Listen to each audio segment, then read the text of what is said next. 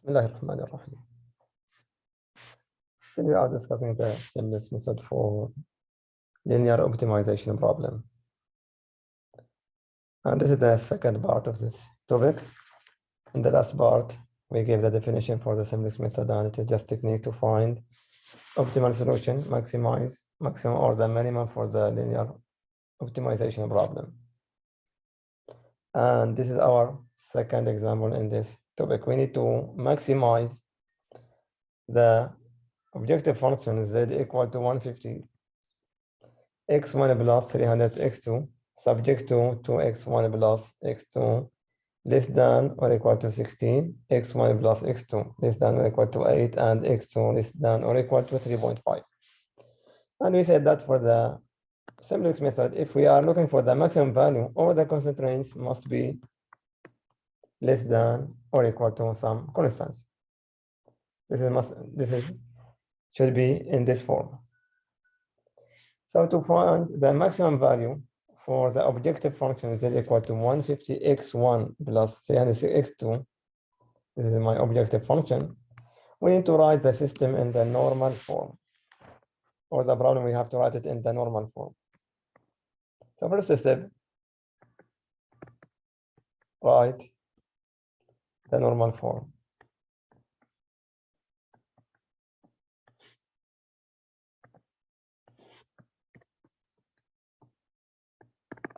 Is z minus 150 x1 minus 300 x2 equal to 0. So the objective function is equal to 0. We move everything to the right hand side to left hand side, and we'll have minus 150 x1 and minus 300 x2. For the constraints, we have 2x1 plus x2 plus equal to 16. We said that to make it equation, and we are going to add one variable equal to slack variable. It is s1. For the second inequality, it is the same. I have x1 plus x2 plus another slack variable that will be s2 equal to 8. Third equation, we have x2 plus another slack variable that is s3 equal to 3.5. Now this is the normal form. Now we can start the Simplex method by writing the table for the Simplex or matrix. I have the variables are z,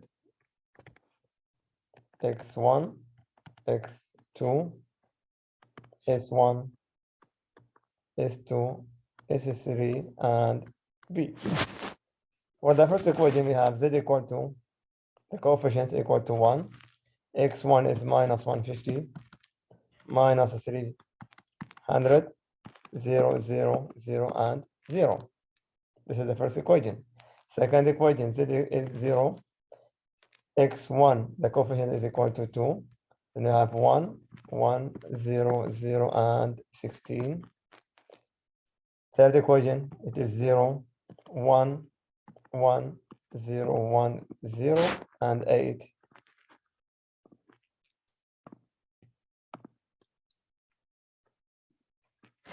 And last one, it is 0, 0, 1, 0, 0, 1, and 3.5. So this is my objective function. At the beginning, some textbooks are putting this down. And this color. Now, looking for the objective function, we have two negative numbers. Either I can choose minus 300 or I can choose minus 150. Some references say that we have to take the most minimum or the most negative number. Or we can take the first negative number. Some other references say that take the first negative number in that row. I'm going to take the first negative, which is minus 150. Now I need to find the quotient for the second column, dividing b by the coefficient in the second column. This is the quotient, which is b by the coefficient. I'm going to take 16 divided by 2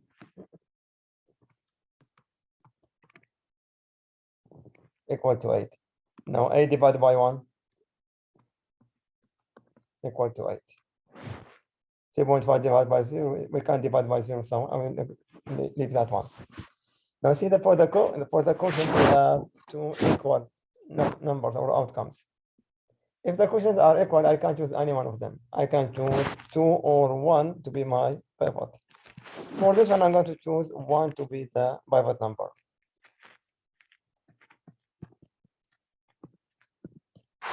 It means I'm going to make the upper element, the lower element for this equal to 0.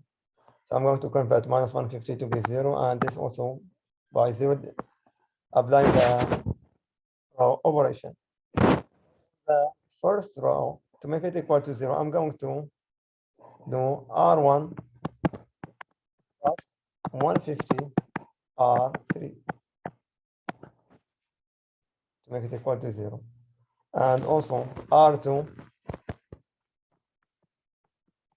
minus 2 R3 to make the second one equal to 0. I need to make this is equal to 0 and this is equal to 0. For the first row, we are going to multiply the third row by 150 to make it 0. And for the second row, we are going to multiply the third row by minus 2. And in this case, if we just multiply and add everything, I will have this matrix now. It will be 1, 0, minus 150, 0. This will be the first row, 0, and 1,200. Second row will be 0, 0, minus 1, 1, minus 2, 0, and minus 32. Third row will be as it is, 0, no change for the third row, 1, 1, 0, 1, 0, and 8. Fourth row, also no change because I have 0 there, 0, 0, 1, 0, 0, 1, and it's 3.5. Now in this step, we can see that the second column and the third one, we call these basic variables. Also the fifth one, all of these, we call them basic.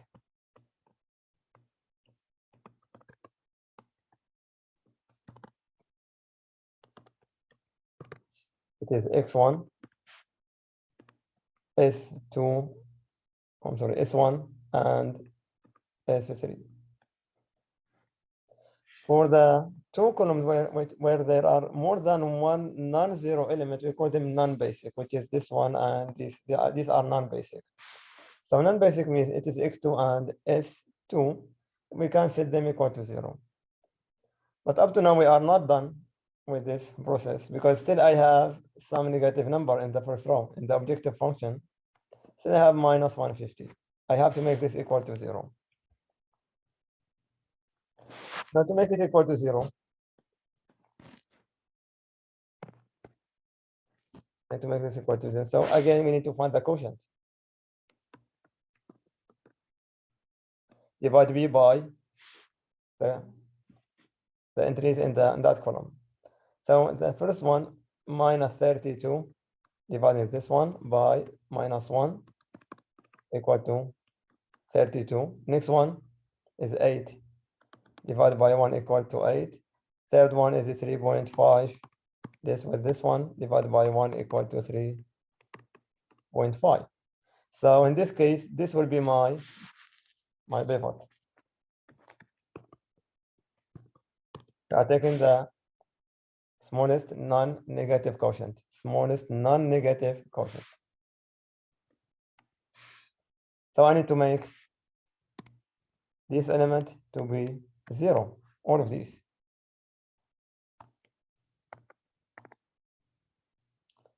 I need to make the 0 in the first row, second row, and third row. By the row operation, I have R1 plus 150 R4. Multiply the fourth row by 150 and add it to the R1.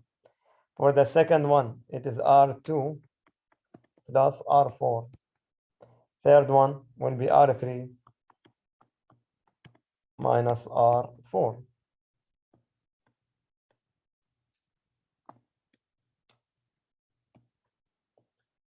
And this will give me the result.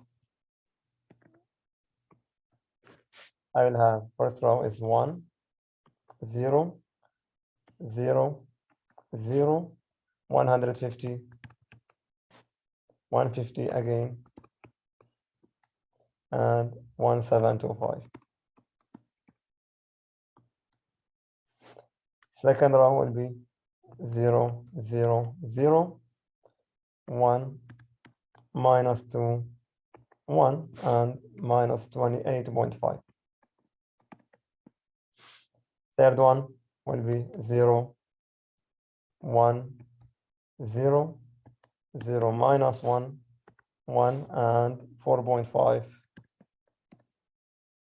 And last row, which is 0, 0, 1, 0, 0, again 1, and 3.5. We can see in the first row, now we don't have any negative number. One of them 0 or positive, so we can stop at this step to find the maximum value. I have Z, X1, X2, S1, S2, and S3, and this is B. From the first row, or before that, we can see the S2 and S3. These are non-basic.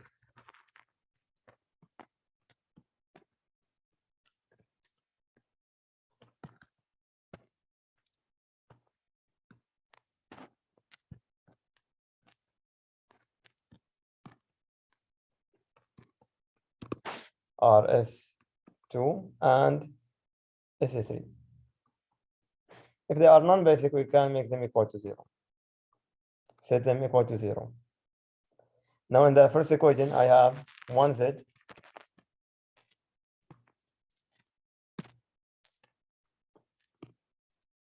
plus 150 S1 plus again 150. So this is S2, not S1. And S3 equal to 1725. But we said that S2 equal to 0 and S3 equal to 0. It means that Z equal to 1725. This will be the maximum value. Now for the second equation, we have 1 S1 minus 2 S2 plus 1 S3 equal to minus 28.5. But S2 equal to 0, S3 equal to 0. So S1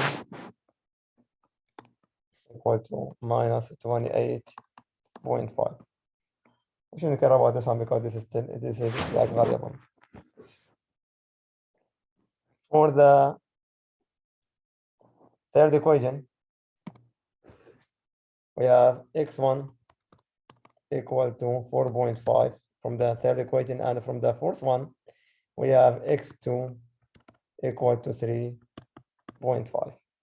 So we can say the solution for this system or for this problem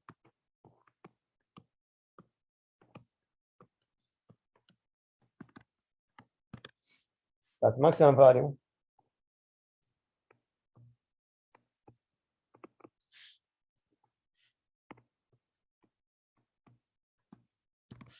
is Z equal to 1725, and this one when X1 equal to 4.5 and X2 equal to 3.5. This is the solution for this optimal solution, or for this optimization problem.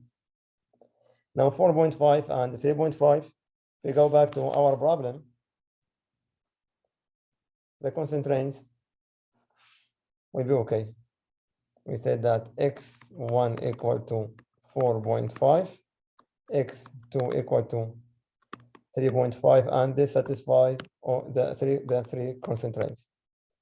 We replace x1 by 4.5 and x2 by 3.5. This will satisfy the three inequalities. And if we replace x1 in the objective function, we will get 1725, and this will be the maximum value. So this is the idea of the Simplex method.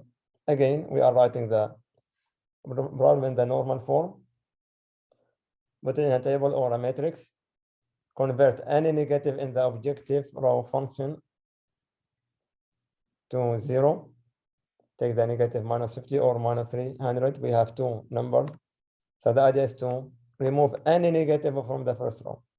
Doing the row operation, when we have all the entries are 0 or positive number, we stop and we solve the system of equation for z, x1, and x2. And that will be the solution. Maximum 1725, x1 4.5, x2 is 3.5.